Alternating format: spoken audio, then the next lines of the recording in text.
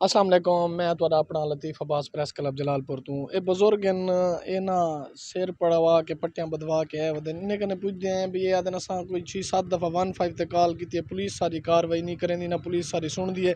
इन्हें कने पुछदे हैं भी इन्हें को कैम मारे और क्या इन्हें दा मुतालबे और क्या चाहते। जी सही दसो क्या बिलाल बिलाल गल्लू है, नाजू है, दे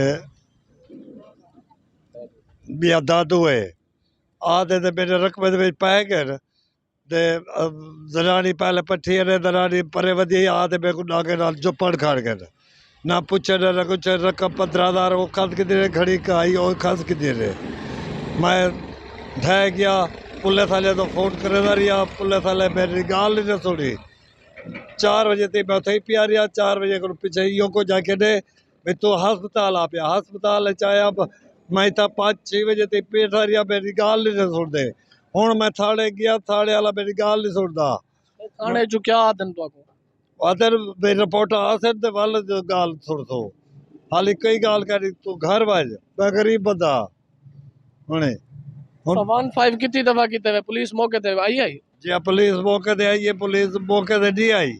मैं साढ़े धरी पे मौके ते आई है या नहीं आई कितनी गाला की 7 गाला किते थे, 7 गाला किते उन्हें अखीर आख्या भाई चाहिए आओ इथे हस्पताल दे विच, हस्पताल पुंडा में इथे नहीं पुंडे।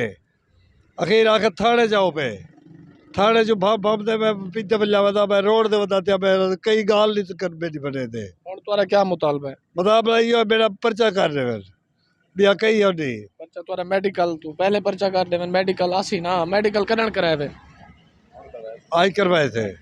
जी हाँ मेरी गाल कई बंदा नहीं सुनता पिया, कई मैं गरीब बंदा मैं जिम्मेदार नहीं। ये रोकने वाले रोकी खड़े जिम्मेदार मेरे पीछे लगे खड़े उन्हें रुकवा नहीं थे बिया मैं और क्या करा। इवें कि तुसा इन्हें दी गाल सुने वे इन्हें दा मुतालबा है कि सारी एफआईआर दी वने पुलिस सारी कार्रवाई नहीं करेंदी पई। असा 6 to 7 15 ते काला भी कीते थे और मौके ते पुलिस भी नहीं आई।